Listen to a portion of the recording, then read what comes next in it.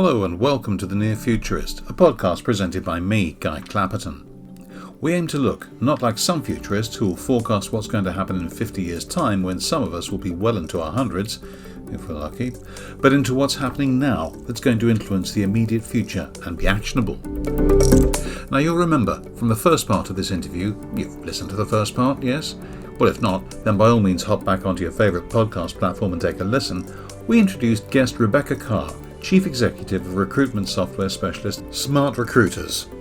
Speaking from the US, she took us through some of my perceived downsides of AI in recruitment, how you could end up with loads of applicants for a particular job, how it's impossible to tell AI applicants apart from human ones, and also some of the reasons employers might be interested, saving time, sifting applications, and so forth. I'll ask her to expand on that in a second, but first, you guessed it, here's a word from our sponsor, where I'm the sponsor and I'm plugging my media training service.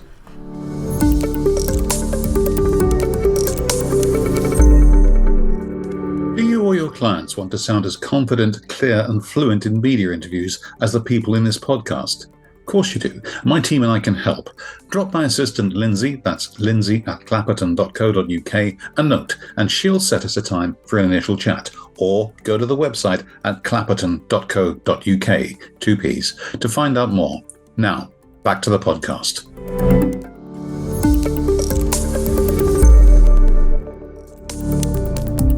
Okay, that's enough of that again. We left the interview in the last episode with me being pretty negative and asking about just about everything that was wrong with AI in the recruitment process.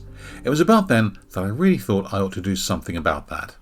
I'm aware that my questions are being pretty negative so far, and that's not what we're here for now. You've countered with some very positive points about process, about speed, things like that. What are the issues that people tend to come to you with, recruiters, when they want to use AI? What problems are they specifically trying to solve? The biggest one we hear is mass scheduling. And the automation around identifying a candidate, collecting availability, dialoguing with them on if a specific time works, and then selecting a time and having them set up to meet with an individual within the organization. This is a very, very painful process. I'd say the other is form generation, campaign generation. I want to send content to a group of candidates, and I myself am not a marketer. How do I do this in an effective and compelling way? So you see a lot of Gen AI use cases that are requested for those specific use cases. I think we also see a lot of people that are looking to reduce the volume of people applying to any one role. And how they're doing that is they're introducing conversational interfaces onto their career sites so that candidates can ask questions about a role, maybe find roles that are a fit for them versus just applying to everything all at once.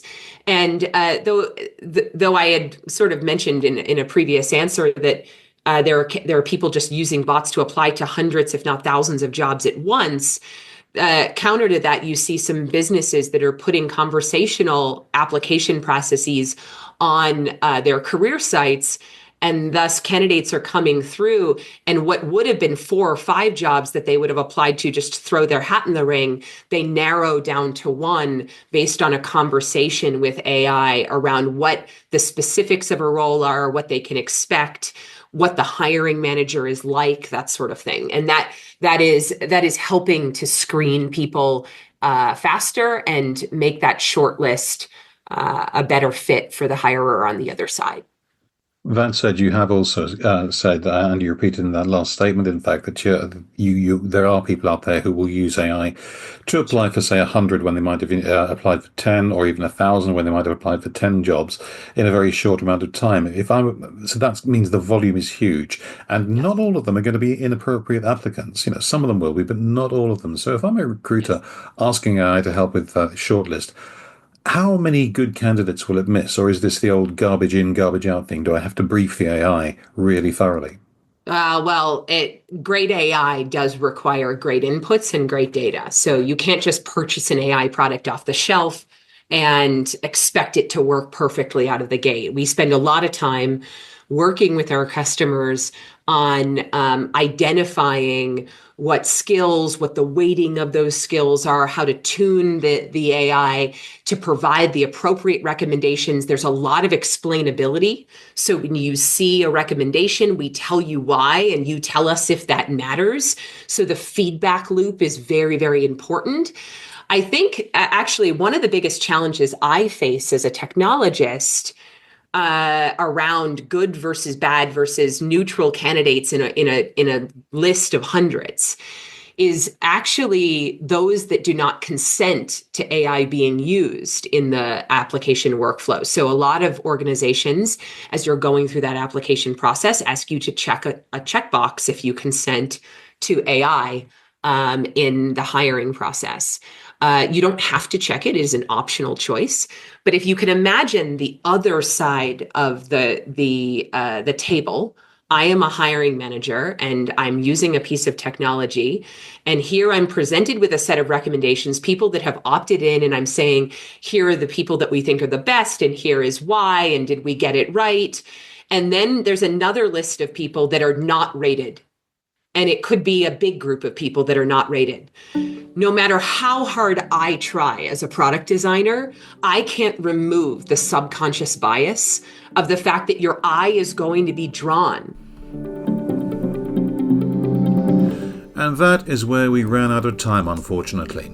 It seems there's a long way to go yet, but it's going to have to be developed on the job. AI in recruitment is already there, and it just needs to be got right.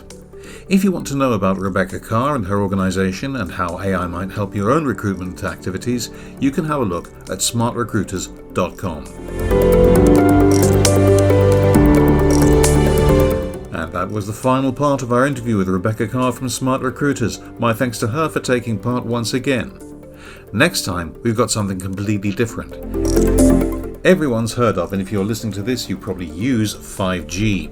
It's fast, it makes things work, and it's not good enough. Of course it's not. 6G is in the planning stages.